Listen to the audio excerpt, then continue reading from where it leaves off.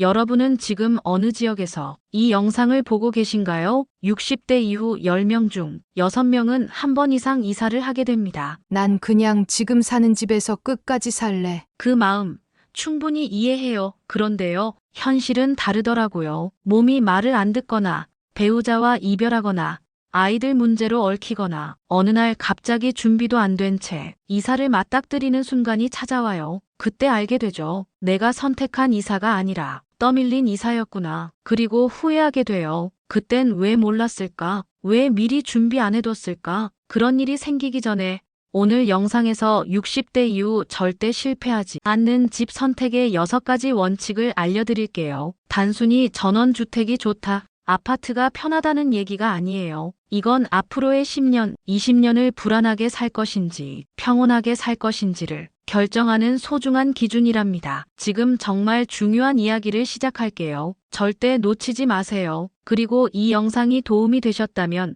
꼭 주변 분들께도 공유해 주세요. 혹시 아시나요? 지금 이 정보를 간절히 필요로 하는 분이 여러분 주변에 계실지도 몰라요. 여러분의 작은 관심이 누군가에게는 정말 큰 도움이 될 수 있어요. 자, 이제 함께 시작해 볼까요? 사실 제가 이런 이야기를 하게 된 건 지난 몇 년 동안 정말 많은 분들을 만나면서부터예요. 어떤 분은 은퇴하자마자 시골로 내려가서 전원주택을 지었다가 1년 만에 다시 서울로 올라오시고, 어떤 분은 자식들과 함께 살겠다고 하셨다가 6개월 만에 따로 나오시고, 또 어떤 분은 실버타운에 들어갔다가 비싼 입소금 포기하고 나오시더라고요. 처음엔 각자의 선택이니까 그러려니 했는데 이야기를 들어보니까 비슷한 패턴들이 보이더라고요. 실패하시는 분들은 공통적으로 이런 줄 몰랐다고 하시고, 성공하시는 분들은 미리 이런 걸 알고 준비했다고 하시더라고요. 그래서 생각해 봤어요. 이런 경험담들을 정리해서 앞으로 선택하실 분들에게 도움을 드릴 수 있지 않을까 하고요. 오늘 말씀드릴 6가지 원칙은 제가 만들어낸 이론이 아니라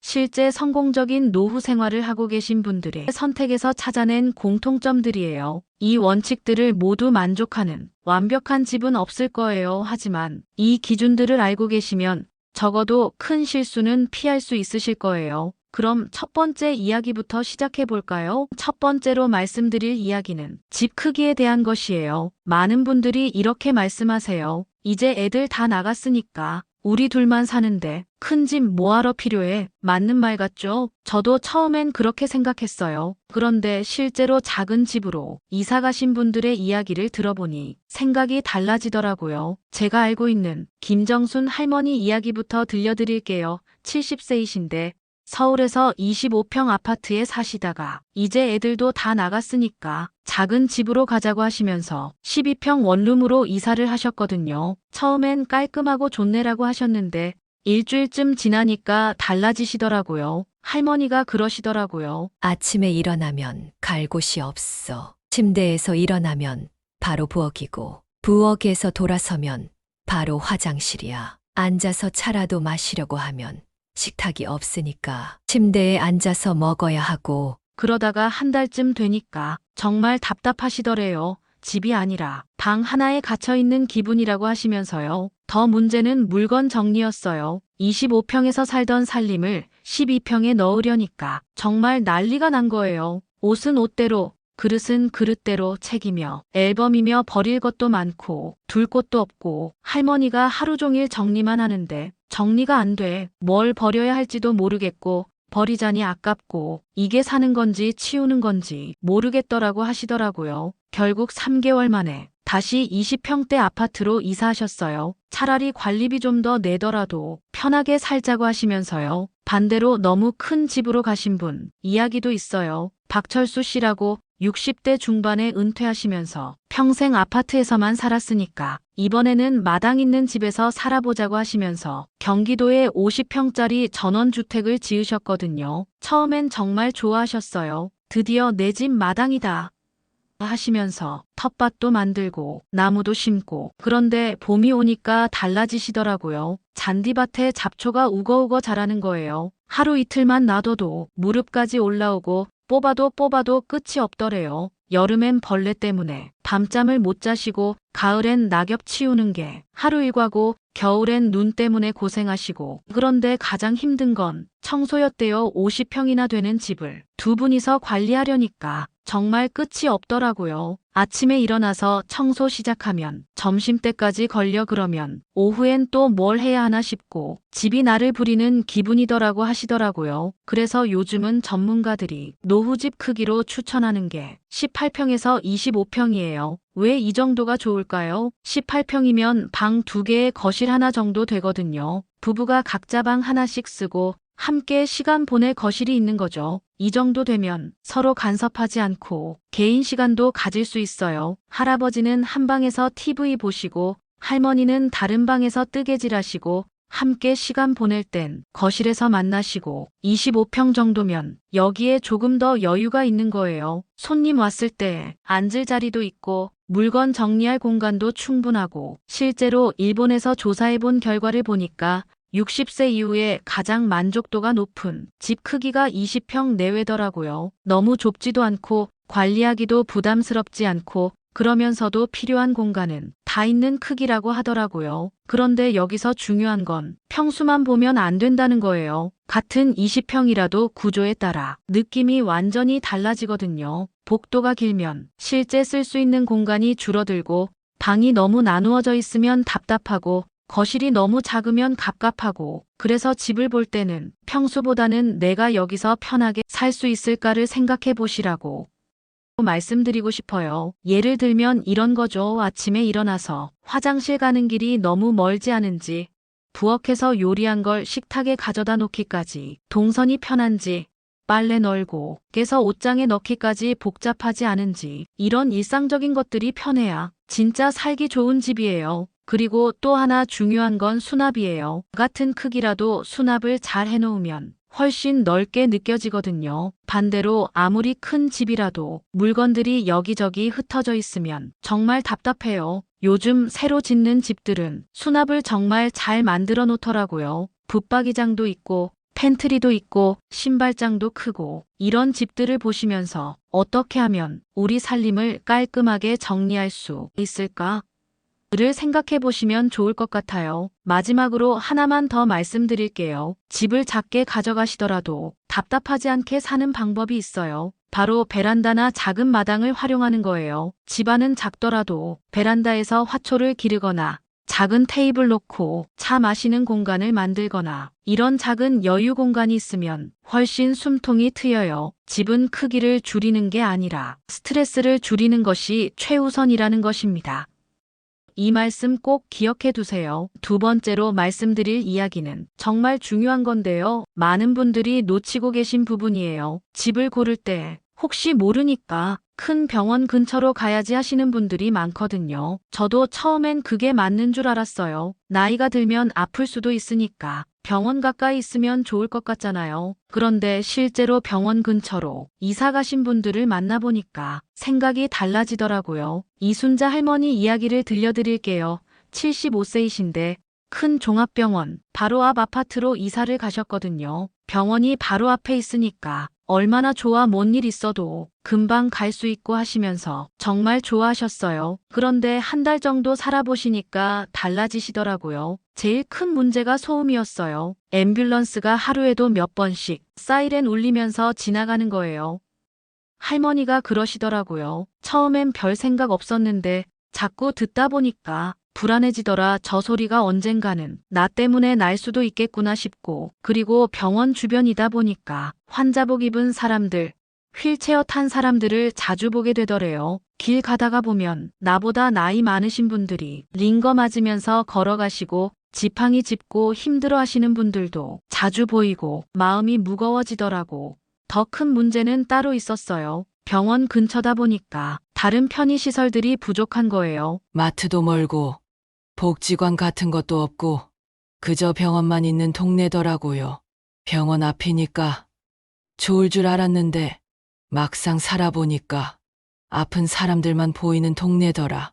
건강한 사람이 살 동네가 아니라 아픈 사람이 치료받으러 오는 동네 같더라고.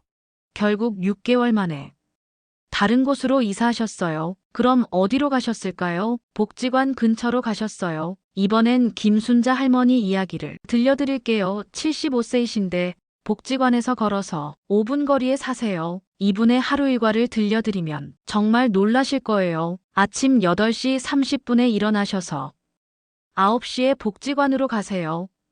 먼저 건강체조를 30분 하시고 10시부터는 노래교실이에요. 점심은 복지관에서 친구들이랑 같이 드시고 오후 1시부터는 한글교실에 참여하세요.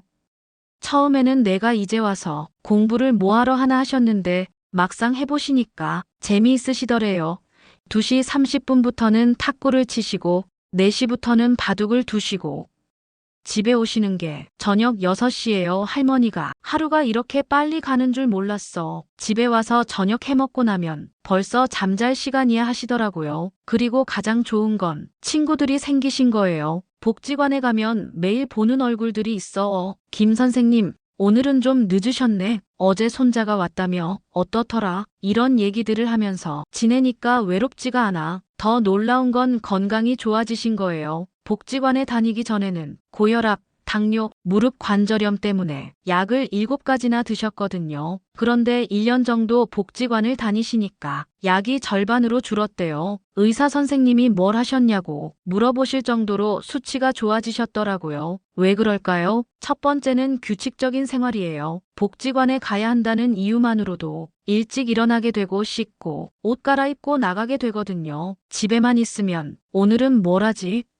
하다가 하루가 다 가는데 복지관에 갈 일정이 있으면 하루의 리듬이 생기는 거죠. 두 번째는 사회적 관계예요. 혼자 있으면 말할 사람도 없고 웃을 일도 없잖아요. 그런데 복지관에 가면 매일 사람들과 대화하고 함께 웃고 때로는 고민도 나누고 이런 게 바로 우울증이나 치매를 막는 가장 좋은 약이라고 하더라고요. 세 번째는 자연스러운 운동이에요. 복지관까지 걸어가는 것만으로도 운동이 되고 거기서 체조도 하고 탁구도 치고 운동이라고 생각하지 않아도 자연스럽게 몸을 움직이게 되는 거예요. 그럼 좋은 복지관은 어떻게 찾을까요? 첫 번째는 거리예요. 집에서 걸어서 15분 이내에 있어야 해요. 너무 멀면 비 오는 날, 눈 오는 날 가기 힘들거든요. 꾸준히 갈 수 있는 거리가 중요해요. 두 번째는 프로그램이에요. 운동, 교육, 문화, 취미 다양한 프로그램이 있는지 확인해 보세요. 내가 관심 있어 하는 분야의 프로그램이 있어야 재미있게 다닐 수 있거든요. 세 번째는 식사 제공이에요. 특히 혼자 사시는 분들에게는 정말 중요해요. 함께 먹는 밥 한 끼가 하루를 완전히 바꿔놓거든요. 네 번째는 분위기예요. 한번 가보시면 알 수 있어요. 사람들이 서로 반갑게 인사하는지,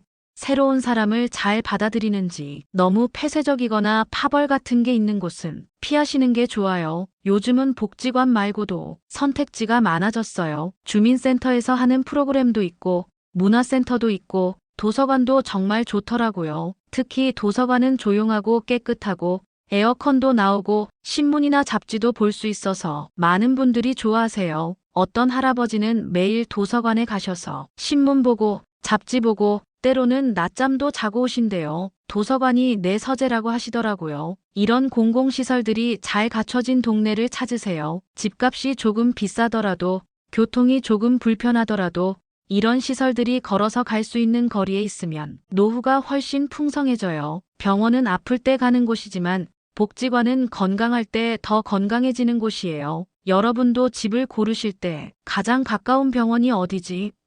보다는 가장 가까운 복지관이 어디지?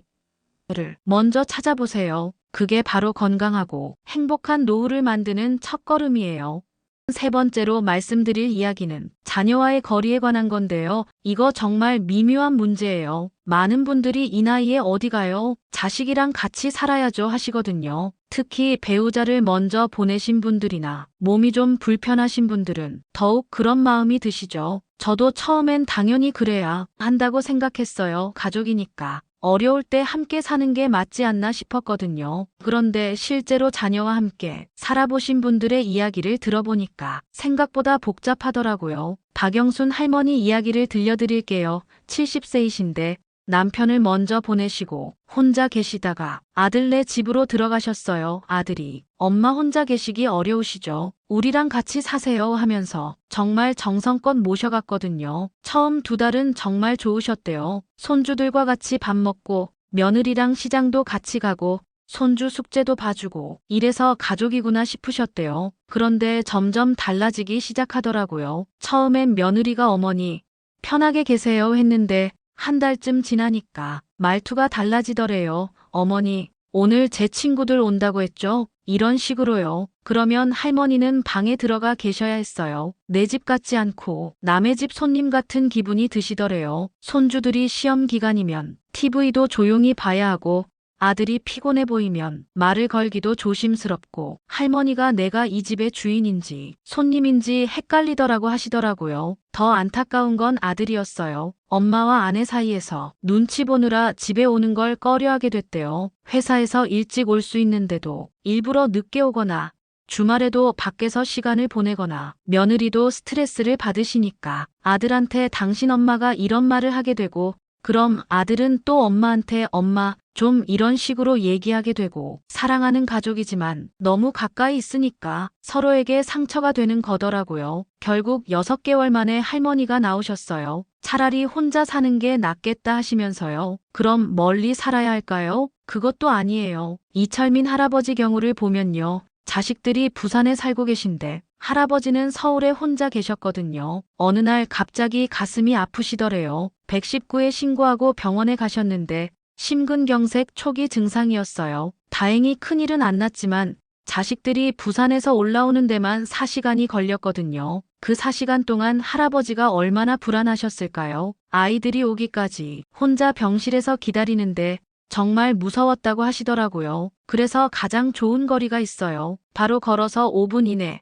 엘리베이터 안 타도 되는 거리예요. 같은 아파트 다른 동이거나 길 하나 건너편 정도 거리요. 실제로 이런 거리에 사시는 최순떡 할머니 이야기를 들려드릴게요. 할머니는 102동에 사시고 아들네는 105동에 살아요. 걸어서 3분 거리거든요. 이 거리가 얼마나 좋은지 아세요? 첫째, 도움이 필요할 때 바로 달려갈 수 있어요. 할머니가 어지러우시거나 몸이 안 좋으실 때 전화 한 통이면 3분 만에 며느리가 와요. 응급 상황에도 금방 대처할 수 있고요. 둘째, 서로의 프라이버시는 완전히 보장돼요. 할머니는 할머니 집에서 언제 일어나고 언제 주무시든 자유롭고 아들네도 친구 초대하든 뭐라든 자유로워요. 셋째, 손주들도 편해해요. 할머니 보고 싶으면 할머니 집 갔다 올게 하고 후다닥 가고 또 피곤하면 집에 와서 쉬고 부담 없이 오갈 수 있어서 오히려 더 자주 만나게 돼요. 넷째, 며느리나 사위도 부담이 없어요. 매일 얼굴 봐야 한다는 스트레스도 없고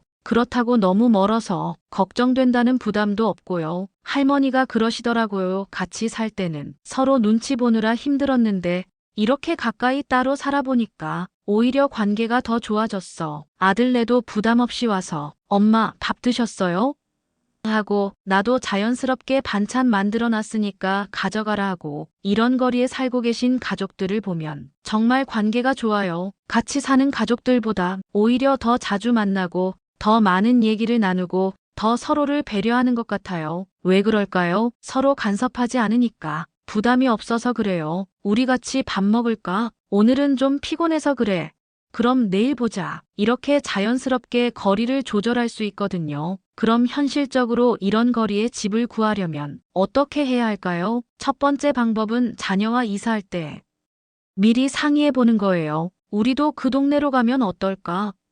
하면서 자연스럽게 제안해 보시는 거죠. 두 번째는 전세나 월세로 먼저 살아보는 거예요. 바로 집을 사지 마시고 1년이나 2년 정도 전세나 월세로 살아보면서 정말 이 거리가 좋은지 확인해 보세요. 세 번째는 자녀들과 충분히 대화하는 거예요. 너희들 부담 안 되게 하고 싶은데 그렇다고 너무 멀어도 걱정되고 이런 솔직한 마음을 나누세요. 대부분의 자녀들은 부모님이 가까이 계신 걸 좋아해요. 다만 너무 가까워서 서로 부담되는 건 싫어하는 거죠. 그런데 이런 거리에 살기 위해서는 부모님도 마음의 준비가 필요해요. 나는 자녀에게 의존하는 사람이 아니라 서로 도우며 사는 독립적인 사람이다. 이런 마음가짐이 있어야 해요. 자녀 집에 가도 내가 도와줄 것은 없나 하는 마음으로 가고, 자녀가 바쁘면 그럼 나중에 보자 하고 쿨하게 돌아올 수 있어야 해요. 반대로 자녀들도 부모님을 방문할 때 안부 인사만 하고 갈게요가 아니라 뭐 도와드릴 거 없어요 하는 마음으로 와야 하고요. 서로 주고받는 관계,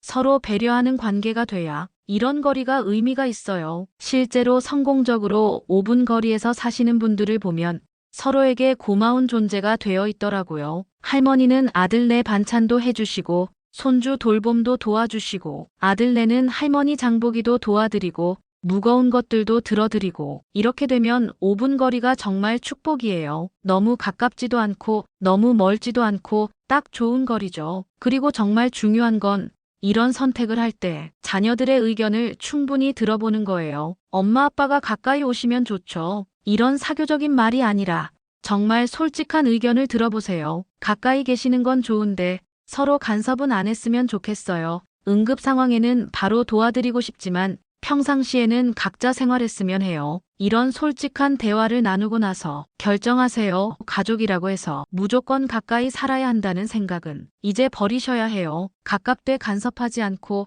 독립적이되 외롭지 않은 거리. 이게 바로 현대적인 가족 관계예요. 그리고 이런 관계가 오히려 가족을 더 오래, 더 건강하게 유지시켜줘요. 네 번째로 말씀드릴 이야기는 정말 중요한데 많은 분들이 간과하시는 부분이에요. 집을 알아보실 때 이 동네는 집값이 왜 이렇게 비싸요? 하고 물으면 부동산에서 가장 먼저 하는 말이 뭔지 아세요? 여기 공원 가까워요. 그 말은 곧 여기 오래 살기 좋아요라는 뜻이에요. 저도 처음엔 공원이 뭐 그리 중요한가 싶었는데 실제로 공원 근처로 이사 가신 분들의 변화를 보니까 깜짝 놀랐어요.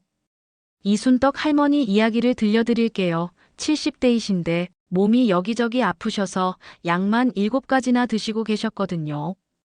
고혈압, 당뇨, 관절염, 불면증.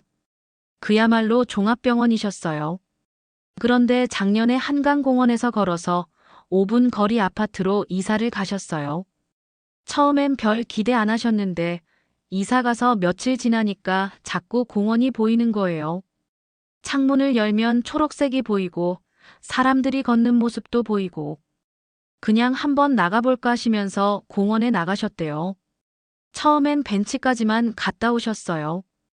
그것만으로도 공기가 다르네 하시더라고요. 며칠 지나니까 조금 더 멀리 가보시고 일주일 지나니까 자전거 도로까지 가보시고 한 달쯤 지나니까 뚝방까지 걸어가시더라고요. 매일 아침 7시에 일어나서 한강공원으로 나가요. 처음엔 힘들었는데 지금은 안 나가면 몸이 이상해요.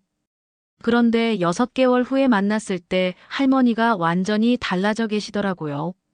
얼굴도 환해지시고 걸음걸이도 훨씬 가벼워지시고 목소리도 힘이 있으시고 약도 절반으로 줄었어요.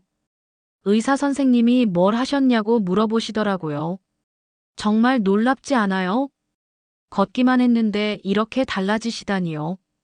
사실 의학적으로도 증명된 이야기예요. 걷기는 심장병, 고혈압, 당뇨, 우울증, 불면증. 이 모든 걸 예방하고 치료하는 가장 좋은 약이라고 하더라고요. 그런데 왜 우리는 걷기가 좋다는 걸 알면서도 잘 안 걸을까요? 집 근처에 마땅히 걸을 만한 곳이 없어서 그래요. 좁고 차 많은 인도, 매연 가득한 대로변, 시멘트 덩어리 같은 아파트 단지.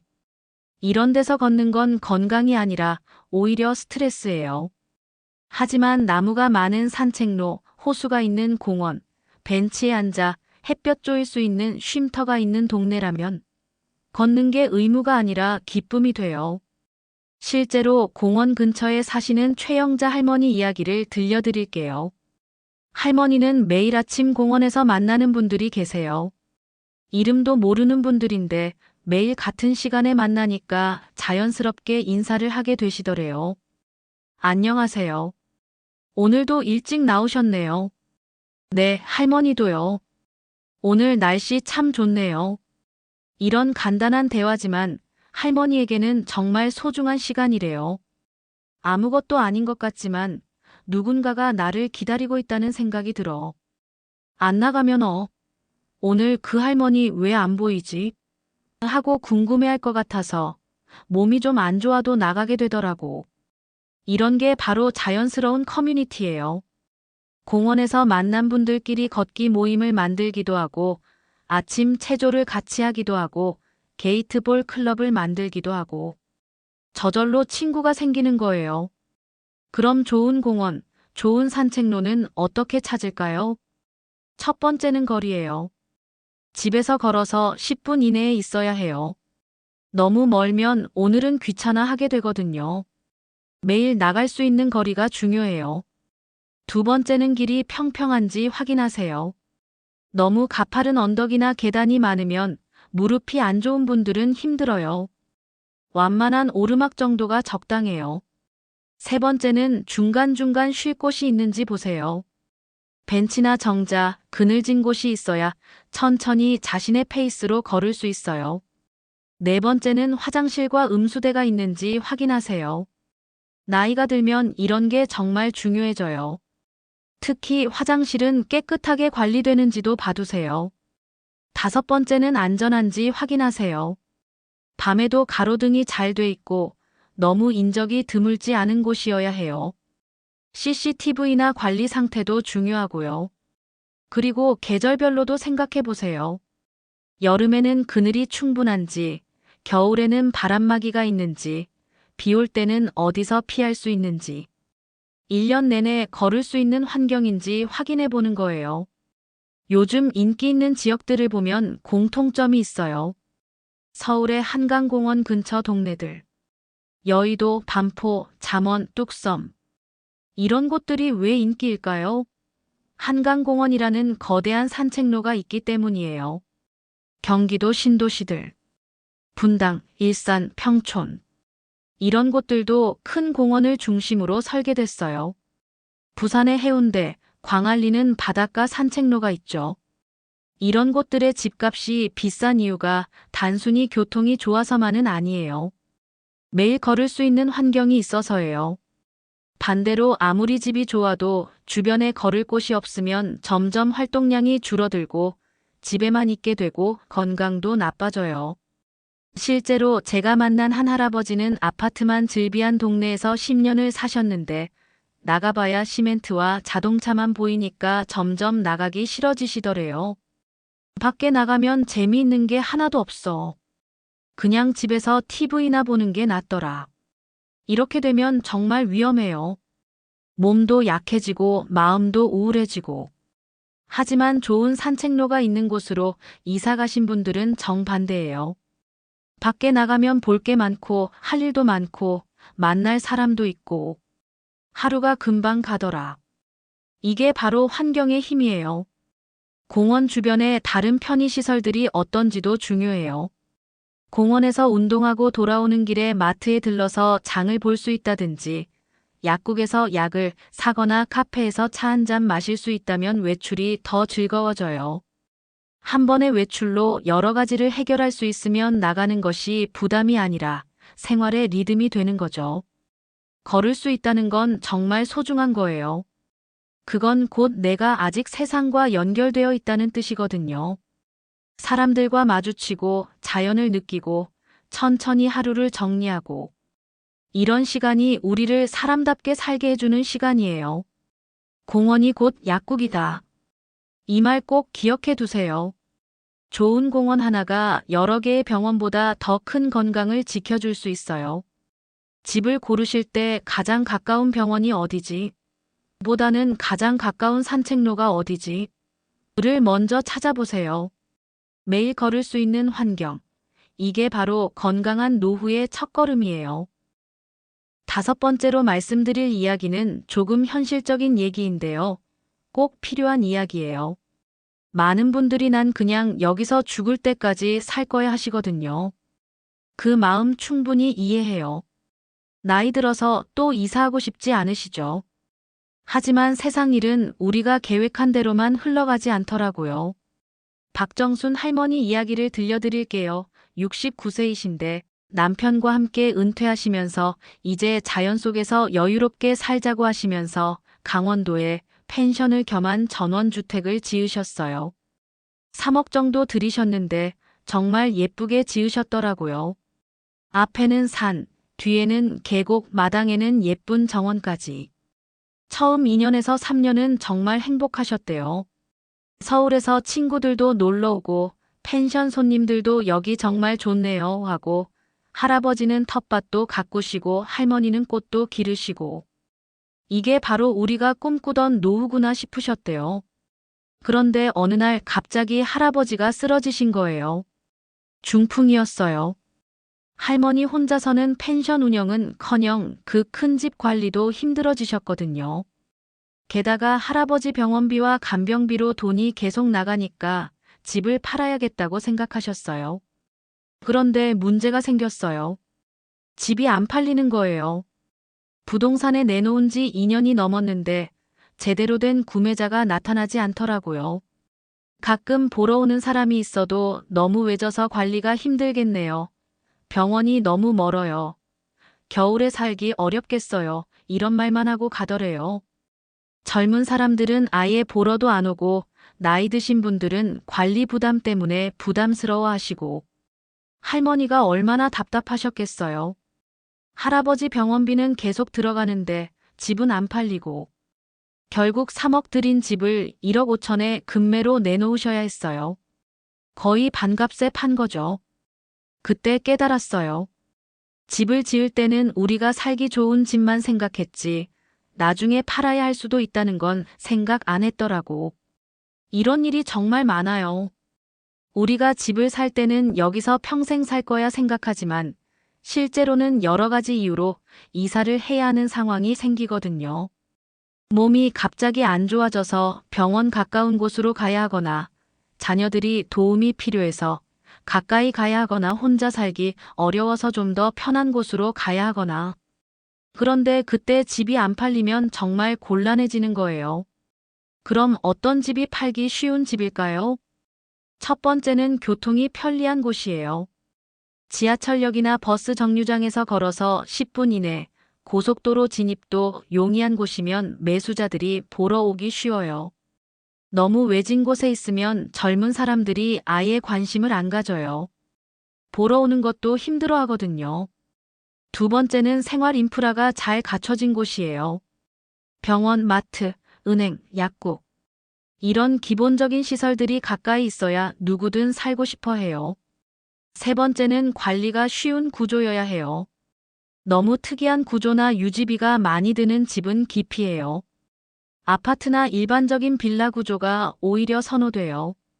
복층이나 다락방, 지하실 같은 특수한 구조는 호불호가 갈려서 매수자층이 제한되거든요.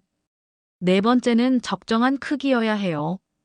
너무 크면 관리 부담 때문에 젊은 층에서 기피하고 너무 작으면 가족 단위 구매자들이 외면해요. 20에서 30평 정도가 가장 무난해요. 다섯 번째는 주변 환경이 발전 가능성이 있는 곳이어야 해요. 신도시 개발 예정지 근처나 교통망 확충 예정 지역이면 시간이 갈수록 가치가 올라가죠. 반대로 이런 집들은 피하시는 게 좋아요.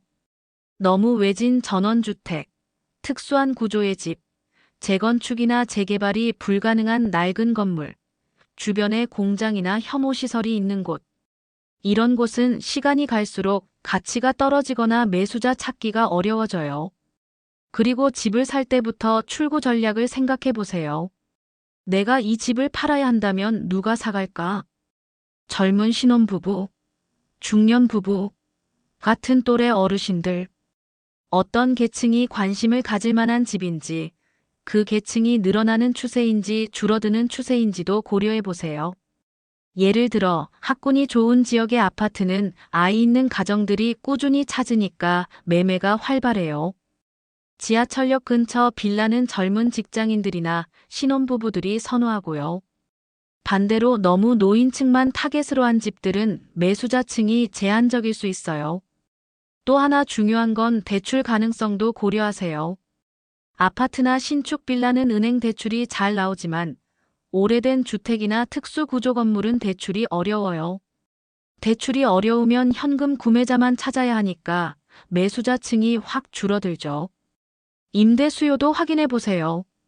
만약 팔기 어려운 상황이 되더라도 임대라도 놓을 수 있으면 그나마 월세 수입이라도 생겨요.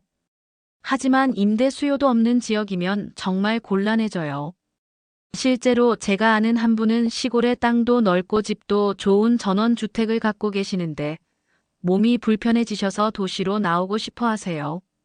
그런데 3년째 집이 안 팔려서 임대라도 놓으려고 하시는데 그것도 쉽지 않더라고요. 젊은 사람들은 교통이 불편해서 안 오고 나이 드신 분들은 관리가 부담스러워서 안 오고 결국 비어있는 집 관리하러 한 달에 2번씩 내려가시는 신세가 되셨어요. 집을 투자 관점에서도 한번 보세요. 물론 노후 주거용 집을 투기 목적으로 사라는 얘기가 아니에요. 다만 최소한 내가 산 가격 정도는 건질 수 있을지 생각해 보라는 거예요. 지역 개발 계획은 어떤지, 교통망 확충 계획은 있는지, 인구는 늘어나는 추세인지 줄어드는 추세인지 이런 정보들을 미리 알아보시고요. 예를 들어서 GTX 같은 새로운 교통망이 들어올 예정인 지역이라면 집값이 오를 가능성이 높겠죠. 반대로 인구가 계속 줄어드는 지방 소도시라면 집값이 떨어질 가능성을 고려해야 해요. 그리고 정말 중요한 건 서둘러서 결정하지 마시라는 거예요. 급하게 팔아야 하는 상황이 올 수도 있으니까 집을 살 때만큼은 충분히 시간을 갖고 신중하게 결정하세요. 여러 지역을 비교해보고 부동산 전문가 의견도 듣고 실제로 그 동네에서 살아본 사람들 이야기도 들어보세요. 마지막으로 정말 중요한 질문 하나 드릴게요. 이 집은 내가 살기 좋으면서도 언제든 다른 사람에게 넘길 수 있는 집인가? 이 질문에 자신있게 그렇다고 답할 수 있는 집을 고르세요. 집은 단순한 거주 공간이 아니라 인생의 마지막 안전장치이기도 해요. 내가 정말 어려울 때 나를 도와줄 수 있는 자산인지 아니면 발목을 잡는 짐이 될지. 이건 지금의 선택에 달려 있어요. 살기 좋으면서도 팔기 쉬운 집. 이게 바로 진짜 현명한 노후 주거 선택이에요. 6번째로 말씀드릴 이야기는 요즘 정말 중요해진 주제예요. 통계를 보니까 우리나라 70대 이상 3명 중 1명은 1인 가구래요. 배우자를 먼저 보내시거나 자녀들과 따로 살기로 하시거나 여러 이유로 혼자 사시는 분들이 정말 많아지고 있어요. 그런데 중요한 건 혼자 산다고 해서 다 외로운 건 아니라는 거예요. 김영자 할머니 이야기를 들려드릴게요. 78세이신데 남편을 먼저 보내시고 5년째 혼자 사시거든요. 그런데 이 할머니가 전혀 외롭지 않다고 하세요. 아침 7시면 경비실 김아저씨가 할머니 안녕하세요 하고 인사해 주시고 엘리베이터에서 만나는 이웃들과 오늘 날씨 좋네요. 인사도 나누고 복지관에서 합창단 활동도 하고 오히려 혼자 있을 시간이 모자라요. 이게 바로 연결된 혼자 살기예요. 할머니 하루 일과를 들어보면 정말 바쁘세요. 아침 8시에 일어나셔서 9시에 복지관 가서 체조하시고 10시에는 합창단 연습, 점심은 복지관에서 친구들과 함께 오후에는 도서관 가서 책도 보시고 집에 오시는 게 저녁 6시예요. 그러면 저녁 해 드시고 TV 보시고 친구들과 전화 통화도 하시고 하루가 금방 가더래요. 혼자 산다고 생각 안 해봐요. 만날 사람도 많고 할 일도 많고 오히려 남편 있을 때보다 더 바쁜 것 같아. 반대로 같은 혼자 살기라도 완전히 다른 경우도 있어요. 이분은 박순희 할머니인데 역시 77세이시고 혼자 사세요. 그런데 이 할머니는 정말 외로워하세요. 하루 종일 말 한마디 안 하고 지내는 날이 많아요. 아침에 일어나서 안녕하세요 할 사람도 없고 저녁에 잘 자요 할 사람도 없고 왜 이렇게 다를까요? 첫 번째 할머니는 연결된 혼자 살기를 하고 계신 거고 두 번째 할머니는 고립된 혼자 살기를 하고 계신 거예요. 차이가 뭘까요? 첫 번째 할머니는 매일 만나는 사람들이 있어요. 경비 아저씨, 이웃들, 복지관 친구들. 이름을 부르며 인사하는 사람들이 있는 거죠. 두 번째 할머니는 그런 연결고리가 없어요. 경비실도 없는 빌라에 사시고 이웃들과도 인사 안 하고 지내시고 나갈 곳도 특별히 없으시고 환경의 차이가 이렇게 큰 차이를 만드는 거예요. 그럼 혼자 살아도 외롭지 않은 집의 조건은 뭘까요? 첫 번째는 자연스러운 인사가 오가는 공간이 있는 곳이에요. 아파트 입구, 엘리베이터, 우편함 앞. 이런 곳에서 자연스럽게 이웃과 마주치고 인사할 수 있는 구조면 좋아요. 너무 큰 단지보다는 적당한 규모의 단지가 오히려 사람들끼리 얼굴을 익히기 좋아요. 며칠 안 보셨네요. 감기 걸려서 집에 있었어요. 이런 간단한 대화라도 나눌 수 있으면 정말 좋아요. 두 번째는 걸어서 갈 수 있는 커뮤니티 공간이 중요해요. 복지관, 경로당, 도서관, 문화센터. 이런 곳에서 정기적으로 사람들을 만날 수 있어야 해요. 특히 여성분들은 합창, 요가, 댄스 같은 활동이 활발한 곳을, 남성분들은 바둑, 탁구, 게이트볼 같은 활동이 있는 곳을 찾아보세요. 중요한 건 정기적으로 가는 곳이 있다는 거예요. 일주일에 두세 번이라도 오늘은 애 가는 날이라고 생각할 수 있는 곳 말이에요. 세 번째는 혼자서도 안전한 환경이어야 해요. CCTV가 잘 설치되어 있고 관리실이 24시간 운영되고 출입 통제가 잘 되는 곳이면 마음 놓고 살 수 있어요. 특히 여성 1인 가구라면 이런 보안 시설이 정말 중요해요.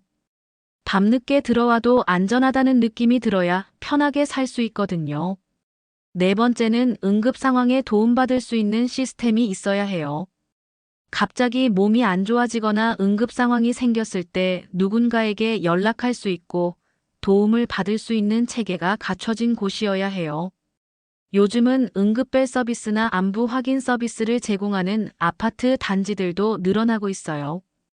또는 가까운 이웃 중에 혹시 뭔 일 있으면 연락하세요 할 수 있는 분이 한두 분이라도 있으면 정말 든든해요.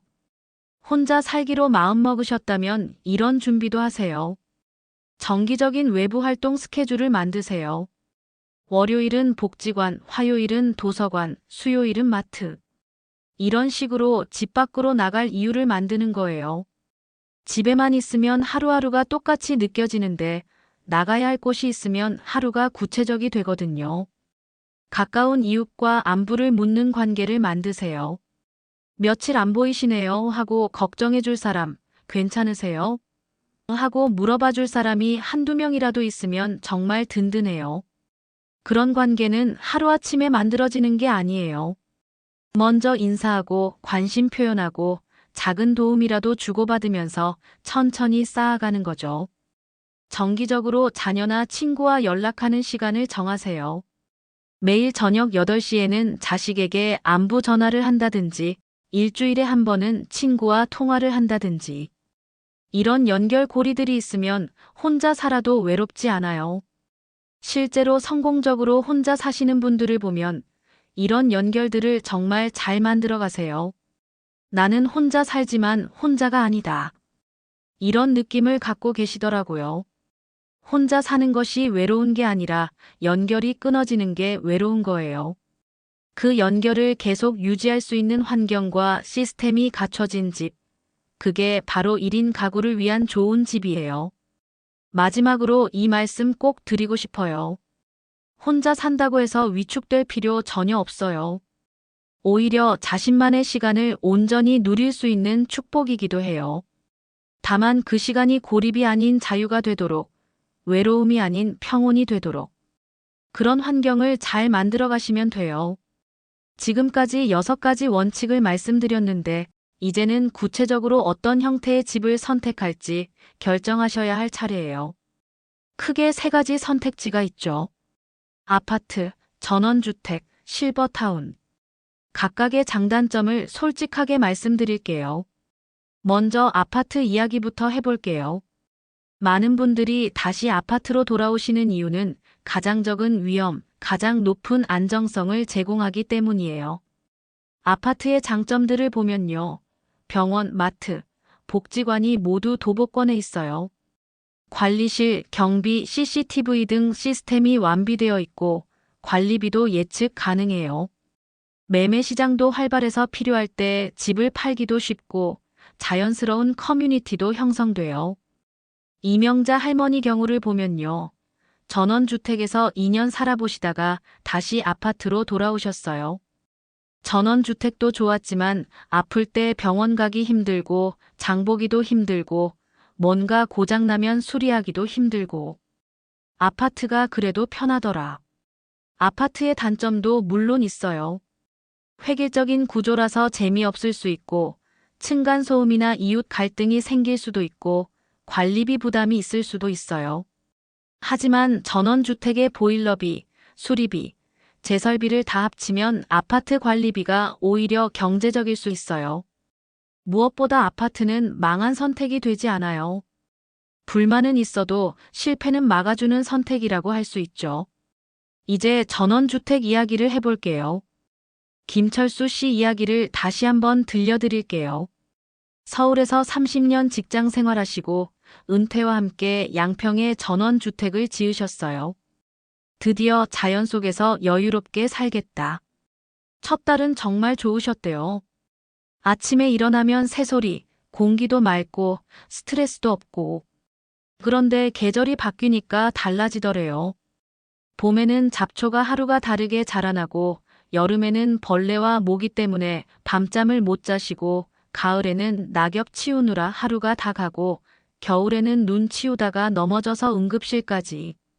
전원주택은 집이 아니라 하루도 쉴 수 없는 일터였어요.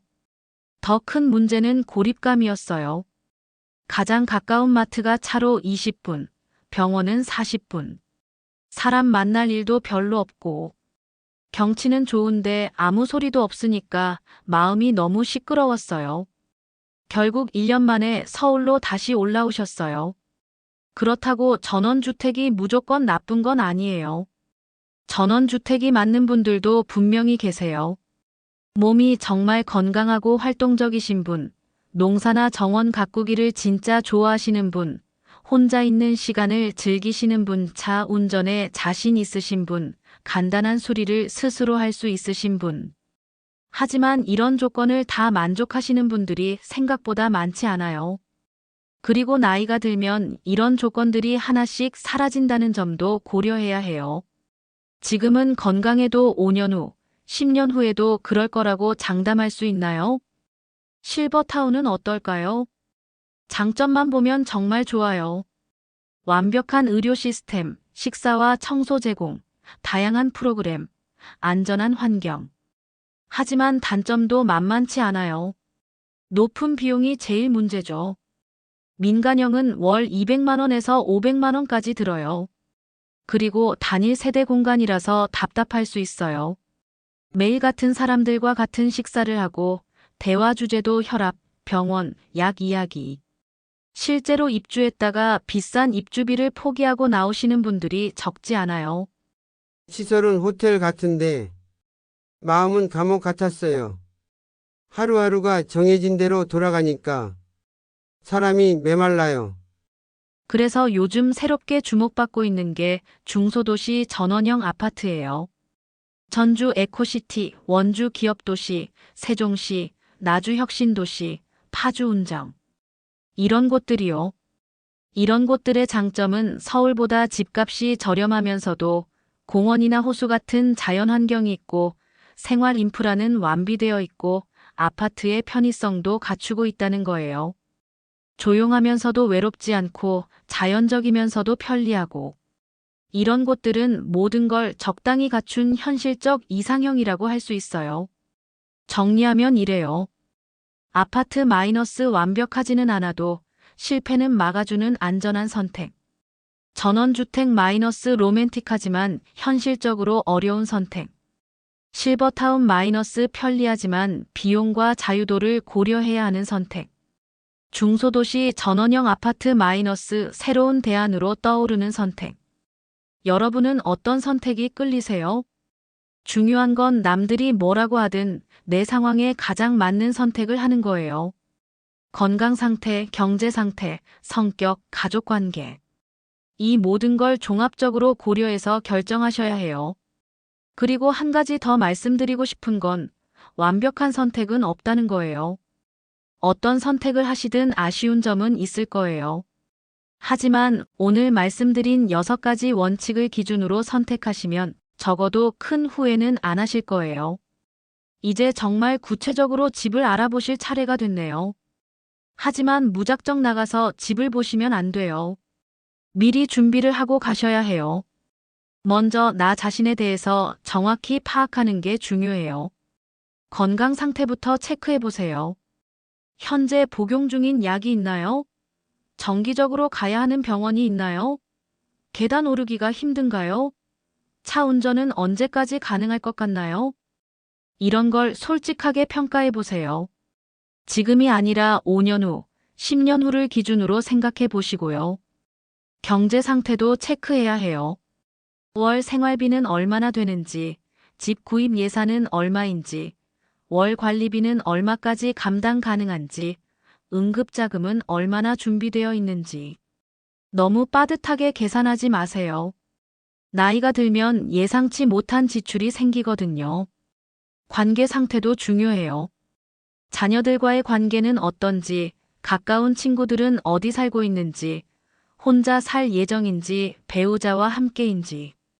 이런 걸 파악하고 나면 오늘 말씀드린 6가지 원칙 중에서 나에게 가장 중요한 것들을 고르실 수 있어요. 적정 크기, 복지관 접근성, 자녀와의 거리, 산책로, 매매 가능성, 커뮤니티 환경. 이 중에서 내게 가장 중요한 3가지를 우선순위로 정하세요. 예를 들어서 건강이 가장 걱정되시는 분이라면 복지관 접근성과 산책로를 우선으로 하시고, 자녀 관계가 가장 중요하시다면 자녀와의 거리를 최우선으로 하시는 거죠. 이제 지역별로 현장 조사를 해보세요.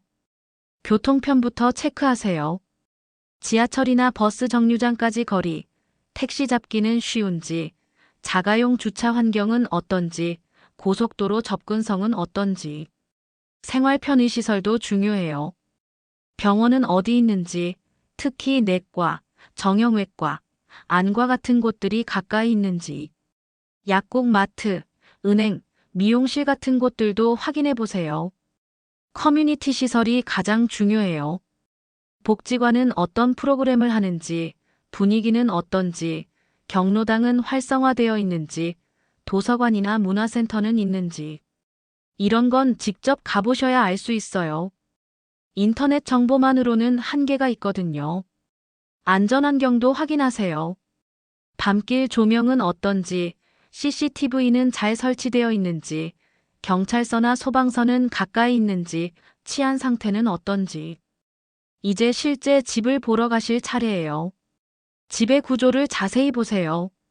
현관에서 화장실까지 동선이 편한지, 부엌에서 식탁까지 거리는 적당한지, 침실과 거실이 독립적인지, 수납 공간은 충분한지, 채광과 통풍은 좋은지.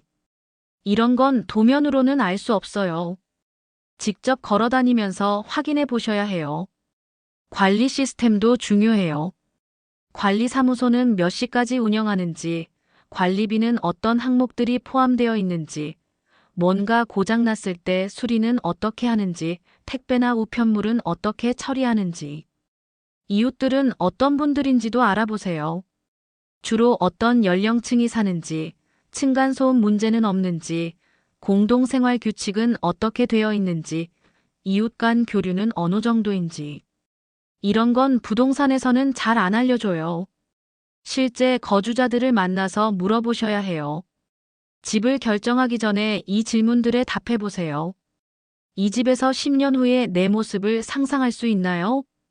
몸이 불편해져도 생활이 가능한가요? 응급 상황이 생겼을 때 도움받을 수 있나요? 혼자 있어도 외롭지 않을 환경인가요?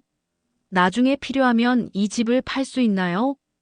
모든 답이 예가 아니어도 괜찮아요. 완벽한 집은 없거든요. 하지만 내게 가장 중요한 3가지는 반드시 예여야 해요. 그리고 한 가지 팁을 드리면 한 번에 결정하려고 하지 마세요. 여러 번 가보세요.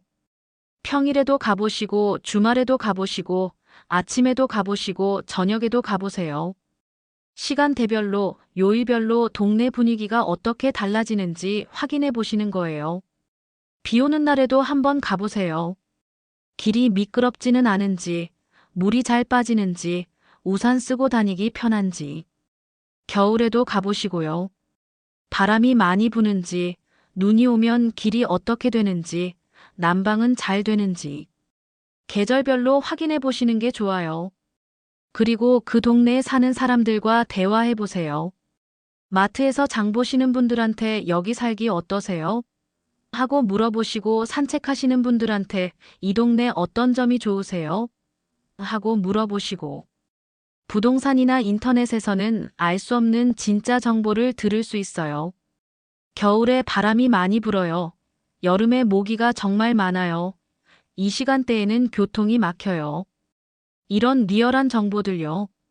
복지관도 한번 가보세요. 어떤 프로그램을 하는지, 사람들 분위기는 어떤지, 식사는 어떻게 제공되는지 직접 보시고 느끼시는 게 중요해요. 공원도 실제로 걸어보세요. 길이 평평한지, 벤치는 충분한지, 화장실은 깨끗한지, 사람들이 많이 다니는지. 여기서 매일 아침 산책할 수 있을까? 상상하면서 걸어보시는 거예요. 마지막으로 너무 성급하게 결정하지 마세요. 집은 한번 사면 쉽게 바꿀 수 없는 선택이에요. 충분히 시간을 갖고 신중하게 결정하세요. 가족들과도 충분히 상의하시고 전문가 의견도 들어보시고 여러 가지 선택지를 비교해 보세요. 특히 전세나 월세로 먼저 살아볼 수 있다면 더 좋겠죠. 1년에서 2년 살아보면서 이곳이 나에게 맞는지 확인한 다음에 집을 사시는 거예요. 실제로 성공적으로 이사하신 분들을 보면 대부분 충분한 시간을 갖고 신중하게 준비하신 분들이에요. 급하게 결정해서 후회하는 경우는 정말 많이 봤거든요. 준비를 충분히 하고 신중하게 선택하시면 분명히 좋은 선택을 하실 수 있을 거예요. 오늘 정말 긴 시간 동안 함께 해주셔서 감사드립니다. 지금까지 노후 주거 선택의 6가지 원칙을 함께 살펴봤는데요. 다시 한번 정리해 드릴게요. 첫 번째, 적정 크기. 18평에서 25평에 너무 크지도 너무 작지도 않은 딱 살기 좋은 크기. 두 번째, 복지관 우선. 병원보다는 복지관이 가까운 곳.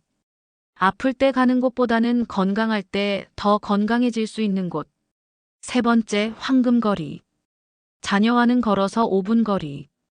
가깝되 간섭하지 않고 독립적이되 외롭지 않은 거리. 네 번째, 걷는 환경. 공원이 곧 약국.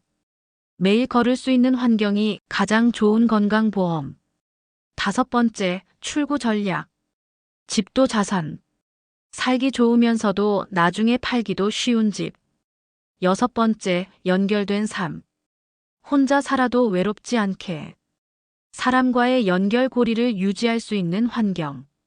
이 6가지가 오늘 말씀드린 핵심 원칙이에요. 그런데 여러분, 완벽한 집은 없어요. 이 6가지 조건을 모두 만족하는 집은 거의 없을 거예요. 있다고 하더라도 너무 비싸거나 구하기 어려울 수 있고요. 중요한 건 이 중에서 내게 가장 중요한 것들을 우선순위에 두고 선택하는 거예요. 건강이 가장 걱정되시면 복지관과 공원을 우선 고려하시고, 외로움이 가장 걱정되시면 커뮤니티를 중심으로 생각하시고, 자녀 관계가 가장 중요하시면 거리를 우선 고려하시고, 여러분의 상황과 가치관에 따라 우선순위는 달라질 수 있어요. 그리고 또 하나 말씀드리고 싶은 건 집을 당장 바꿀 수는 없어도 살아가는 방식은 지금 당장 바꿀 수 있다는 거예요. 지금 살고 계신 곳에서도 할 수 있는 일들이 많아요. 근처에 복지관이나 문화센터는 없는지 알아보세요. 산책할 만한 길이나 공원은 없는지 찾아보세요. 이웃과 인사할 기회는 없는지 만들어 보세요. 정기적으로 외부 활동을 하는 계획을 세워보세요. 일주일에 한 번이라도 집 밖에 나갈 이유를 만들어 보시는 거예요. 이런 작은 변화들이 모여서 큰 변화를 만들어낼 수 있어요. 집은 단순히 잠자는 곳이 아니에요. 내가 나답게 살 수 있게 해주는 인생의 마지막 무대예요. 그 무대에서 여러분이 매일매일 행복한 하루를 만들어 가시길 바라요. 외롭지 않은 저녁을 보내시길 바라고 건강한 아침을 맞이하시길 바라요. 오늘 집에 돌아가시면 한번 생각해 보세요. 내가 정말 살고 싶은 집은 어떤 모습일까? 꼭 거창할 필요 없어요. 아침에 창문을 열었을 때 기분 좋은 바람이 들어오고 복지관에서 친구들과 수다도 떨고 저녁에는 산책하면서 하루를 정리할 수 있는 그런 평범하지만 따뜻한 일상이 가능한 집. 그런 집의 모습을 구체적으로 그려보세요. 어떤 동네에 있을지, 몇 층짜리 건물일지, 어떤 사람들이 이웃으로 살고 있을지, 아침에 일어나서 무엇을 하며 하루를 시작할지. 그 작은 그림이 바로 여러분의 노후를 지켜주는 든든한 나침반이 될 거예요. 그리고 마지막으로 여러분께 부탁드리고 싶은 게 있어요. 오늘 이야기가 도움이 되셨다면 혹시 주변에 이런 고민을 하고 계신 분들이 있으시면 꼭 공유해 주세요. 우리 아는 누구누구도 이런 고민하고 있던데 하시면서 자연스럽게 나눠주시면 정말 고마울 것 같아요. 그리고 여러분의 경험과 생각을 댓글로도 나눠주세요. 우리 동네 복지관은 이런 프로그램이 정말 좋아요. 이런 아파트에 살아보니까 이런 점이 좋더라고요. 여기 이사 와보니까 이런 게 불편하더라고요. 여러분의 생생한 경험담이 누군가에게는 정말 소중한 정보가 될 수 있어요. 노후 준비는 혼자 하는 게 아니라 서로 도우며 정보를 나누며 하는 거니까요. 우리 모두가 서로의 든든한 동반자가 되었으면 좋겠어요. 노후는 걱정할 시간이 아니라 준비할 시간이에요. 그리고 그 준비의 첫걸음이 바로 좋은 집 선택이고요. 여러분의 노후가 걱정이 아니라 기대가 되는 그런 시간이 되시길 진심으로 바라요. 어디서 살든 어떤 집에 살든 그곳에서 여러분이 건강하고 행복하게 지내시길. 그리고 매일 아침 눈을 뜰 때마다 오늘도 좋은 하루가 될 거야 하면서 미소 지으실 수 있기를. 그런 날들이 쌓여서 정말 아름다운 노후가 되시길 바라요. 오늘도 끝까지 함께 해주신 모든 분들께 진심으로 감사드려요. 늘 건강하시고 행복한 하루하루 보내세요. 정말 고맙습니다.